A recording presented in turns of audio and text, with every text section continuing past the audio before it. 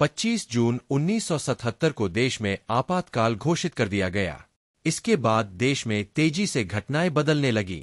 बड़े पैमाने पर विपक्ष के नेता गिरफ्तार किए जाने लगे। इस दौरान जो शख्स तत्कालीन प्रधानमंत्री इंदिरा गांधी से भी ज्यादा ताकतवर होकर उभरा, वो संजय गांधी थे, जिन्होंने अपना 5 सूत्रीय प्रोग्राम तो लागू किया ही, साथ ही अपनी मां इंदिरा के सबसे बड़े सलाहकार बनकर उभरे। हालांकि लोग उन्हें गर्म मिजाज कहते थे। वाशिंगटन पोस्ट ने आपातकाल के दौरान ही एक रिपोर्ट छापी कि एक डिनर पार्टी में संजय गांधी ने नाराज होकर मां इंदिरा को कई थप्पड़ मारे। ये रिपोर्ट सनसनी फैलाने वाली थी और उतनी ही अविश्वसनीय भी। बाद में जब इंदिरा गांधी चुनावों में हारी तो उन्होंने एक लंबे इंटरव्यू में इसका सिरे से खंडन कर दिया।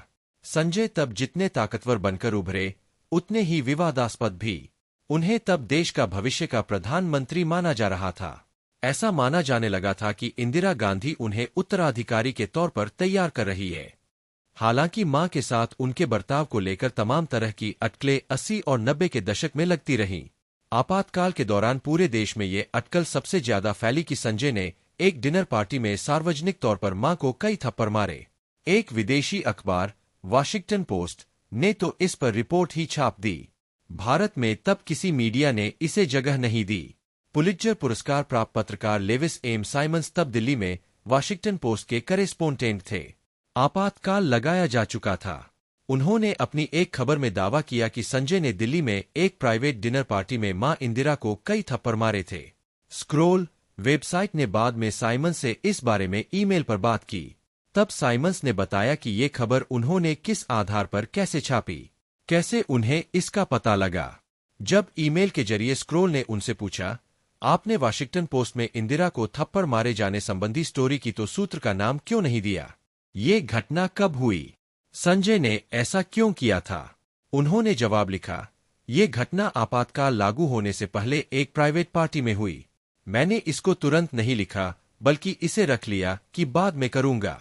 संजय क्यों नाराज हुए थे, ये बात अब मुझे याद नहीं है। आखिर इस घटना को लंबा समय बीत चुका है। अगला सवाल उनसे ये पूछा गया, क्या जिस सूत्र ने उन्हें ये जानकारी दी, उसने उन्हें खुद बताया या जानकारी अनायास हल्की फुल्की बातचीत में निकली? तब साइमंस ने जवाब लिखा, इसके 2 सूत्र थे, दोनों एक दूसरे को जानते थे और इस पार्टी में थे। उसमें से एक ने ये बात मेरी पत्नी को घर आने के दौरान बताई। ये बात आपातकाल घोषित होने से एक शाम पहले की थी। दूसरे सोर्स ने इसको कन्फर्म किया। सीनियर जर्नलिस्ट कूमी कपूर ने अपनी किताब the emergency A personal history में इसका उल्लेख किया। उन्होंने लिखा, ये बात एक से दूसरे तक जंगल में आग की तरह फैली। हालांकि सेंसरशिप के चलते किसी अखबार ने इसको नहीं छापा। उन्होंने भी वाशिंगटन पोस्ट के संवाददाता से बातचीत की थी। जब उन्होंने पूछा, क्या आपको अंदाजा था कि आप जो छाप रहे हैं उसका क्या असर होने वाला है? जवाब में वाशिंगटन पोस्ट के पत्रकार ने कहा, बेशक मुझको अंदाजा है कि भारतीय लोग गॉसिप कितना पसंद करते हैं। हालांकि विदेशी मीडिया ने इस स्टोरी को प्रमुखता से कवर किया। न्यूयॉर्कर मैगजीन में वेद मेहता जैसे गंभीर लेखक ने इस पर एक आर्टिकल लिखा। कूमी कपूर ने स्टोरी की विश्वसनीयता पर शक जाहिर किया और सवाल पूछते हुए अपनी किताब में लिखा, स्टोरी की विश्वसनीयता संदिग्ध है। आज तक पता नहीं चला कि वो सूत्र कौन थे। ना उनका नाम जाहिर हुआ, ना ही सार्वजनिक तौर पर कोई कभी सामने आया। क्या आपको इस स्टोरी पर कभी पछतावा नहीं हुआ? जवाब मिला, मेरे उस सूत्र की विश्वसनीयता आज भी पक्की है। मैं उस पर कभी संदेह कर ही नहीं सकता। हाँ, मैंने उस पार्टी में गए दूसरे किसी मेहमान का इंटरव्यू नहीं किया। मुझको ये स्टोरी लिखने का कोई पछतावा नहीं है।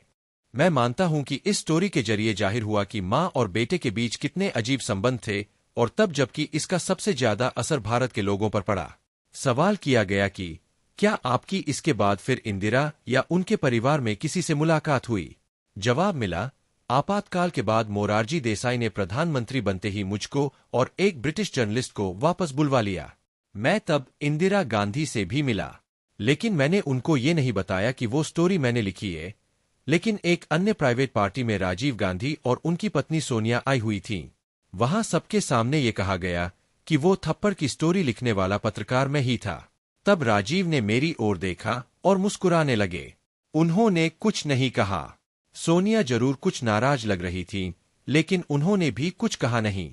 आपातकाल के बाद जब इंदिरा गांधी वर्ष 1977 में इसे हटाकर चुनावों की घोषणा की तो वो और उनकी पार्टी चुनावों में बुरी तरह हारी। उसके बाद इंदिरा दुनिया के जाने माने इंटरव्यूअर डेविड फ्रॉस्ट को लंबा इंटरव्यू दिया, जिसे इंडिया टुडे ने 15 और 31 अगस्त 1977 के अंकों में छापा। इसमें इंदिरा ने बहुत से सवालों का जवाब दिया। उनसे इस थप्पड़ के बारे में भी सवाल किया गया। देखे वो सवाल क्या था और इसका जवाब क्या दिया गया। हाल ही में आई एक किताब में छपी स्टोरी के बारे में जब इंदिरा गांधी से पूछा गया कि आप इस पर क्या कहेंगी, जिसमें बताया गया कि एक बार संजय गांधी ने आपको थप्पड़ मारा था। क्या यह सच था? श्रीमती गांधी ने कहा, यह बकवास है। मुझे अपने जीवन में अब तक किसी ने थप्पड़ नहीं मारा है और उन्होंने भी कभी किसी को थप्पड़ नहीं मारा।